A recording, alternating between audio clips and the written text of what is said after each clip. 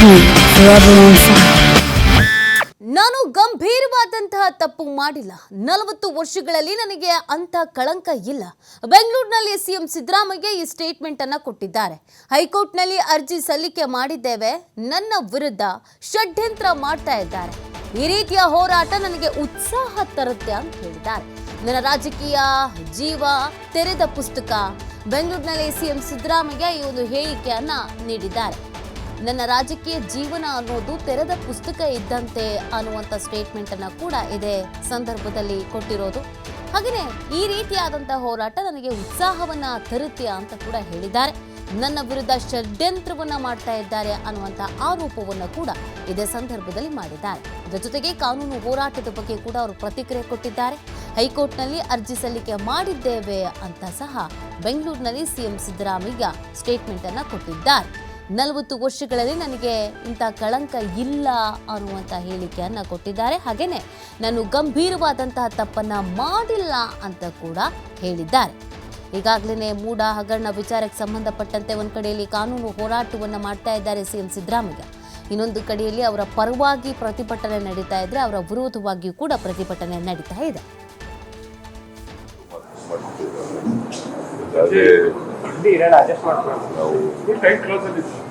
ರಾಜ್ಯಪಾಲರ ಆದೇಶವನ್ನು ಹೈಕೋರ್ಟ್ನಲ್ಲಿ ಪಿಟಿಷನ್ನಲ್ಲಿ ಭಾಷೆಗೆ ಮತ್ತು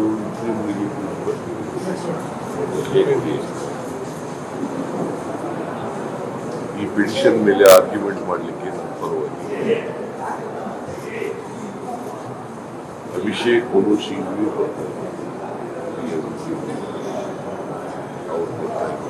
ಹೋರಾಟ ವಿಶ್ವಾಸ ಇದೆ. ನ್ಯಾಯಾಲಯದಲ್ಲಿ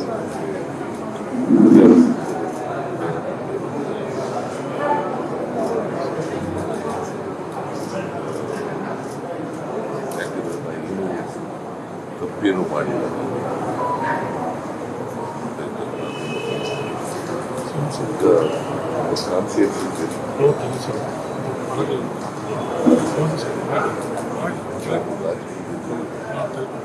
ಮಂತ್ರಿಯಾಗಿ 40 ವರ್ಷ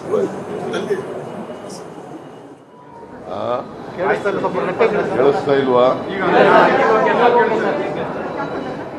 ಪಿಟಿಷನ್ ಹಾಕಿದ್ದೀವಿ. ಪಿಟಿಷನ್ ನಲ್ಲಿ ಭಾಷೆಗೆ ಮತ್ತು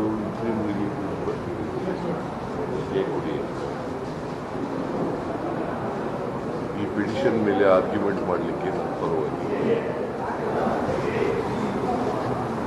ಅಭಿಷೇಕ್ ಮನು ಸಿಂಘ್ವಿ ಅವರು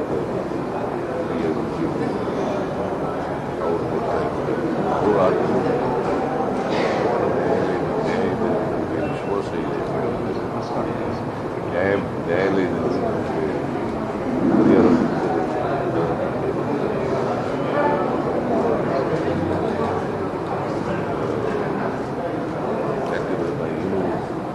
ತಪ್ಪೇನು ಮಾಡಿಲ್ಲ.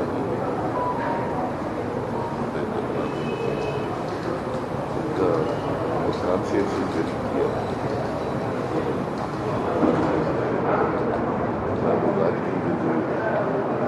ಮಂತ್ರಿಯಾಗಿ 40 ವರ್ಷಗಳಾಯಿತು.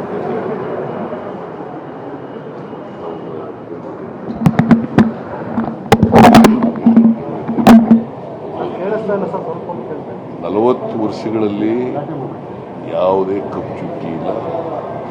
ನನ್ನ ರಾಜಕೀಯ ಜೀವನಕ್ಕೆ ಅದು ನಿಮಗೂ ಗೊತ್ತಿದೆ,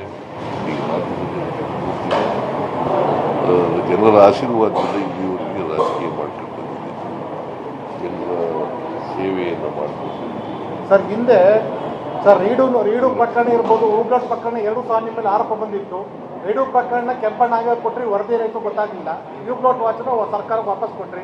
ಆರೋಪ ಇಲ್ಲ ಅಂತ ಹೆಂಗೆ ಹೇಳ್ತೀರಿ ಸರ್? ನಾವು ಹಿಂದೆ ನಿಮ್ಮ ಮೇಲೆ ಯಾವ ಆರೋಪ ಇಲ್ಲ? ಮಧ್ಯದಲ್ಲಿ ಯಾಕೆ ಪ್ರಶ್ನೆ ಕೇಳಿದೆ? ಅದು ಹಿಂದೆ ರೀಡು ಅಲ್ಲಪ್ಪ, ನಾನು ಮಧ್ಯದಲ್ಲಿ ಯಾಕೆ ಪ್ರಶ್ನೆ ಯಾವಾಗಲೂ ಮಧ್ಯದಲ್ಲಿ ಪ್ರಶ್ನೆ ಕೇಳೋದು? ಕೇಳಿಸಲ್ಲ ಸರ್, ನೀವು ಹೇಳ್ತಾರೆ ನೋಡಿ. ನಾನು ಹೇಳಿ ಮುಗಿಸೋದು, ಆಮೇಲೆ ಕೇಳಬೇಕು.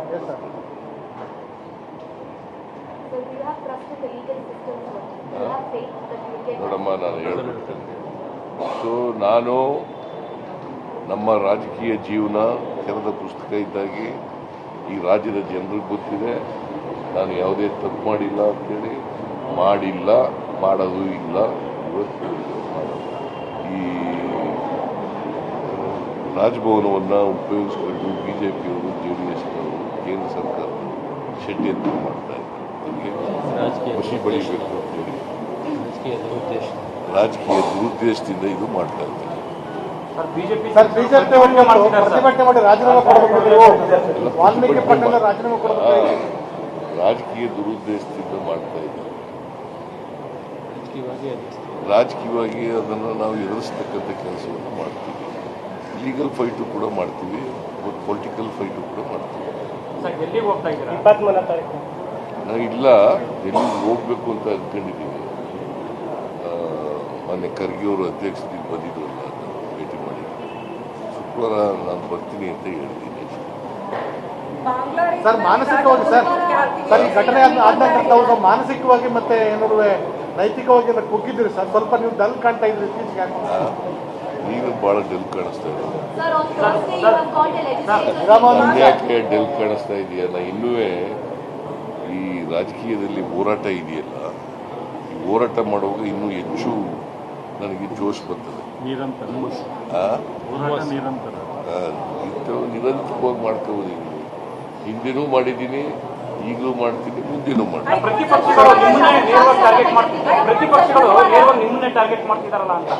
ಯಾಕಂದ್ರೆ ಅವ್ರಿಗೆ ಭಯ.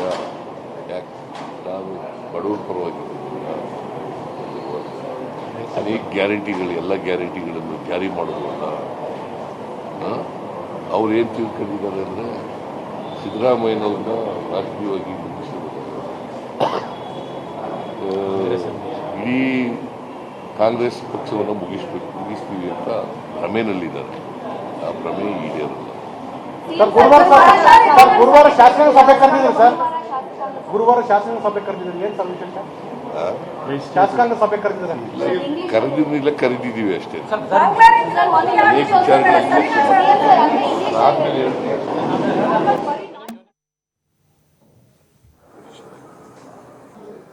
ಪಿಟಿಷನ್ನಲ್ಲಿ ಭಾಷೆಗೆ ಮತ್ತು